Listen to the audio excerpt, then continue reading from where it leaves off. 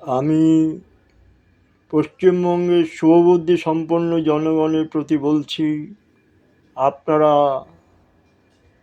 ধোঁকাবাজ জ্ঞানেশ কুমারজির ওপর ভরসা করে থাকবেন না।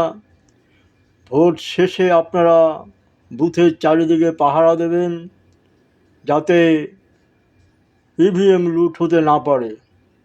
প্রথম দফার ভোটে অনেক জায়গা থেকে ইভিএম লুটের খবর ধরা পড়েছে, ক্যামেরায় ধরা পড়েছে, অনেক জায়গায় ইভিএম লুট হয়েছে।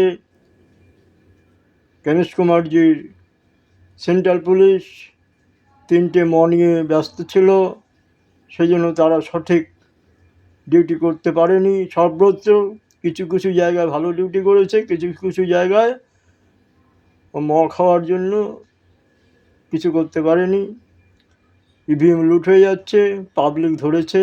আপনারা এবার ভোট হয়ে গেলে, দ্বিতীয়বার ভোট হয়ে গেলে আপনারা ভোটের এলাকা, বুথ এলাকা ছেড়ে যাবেন না, যতক্ষণ পর্যন্ত সেন্ট্রাল পুলিশ সরকারিভাবে ইভিএম সঠিক জায়গায় পৌঁছবার ব্যবস্থা না করা হয়।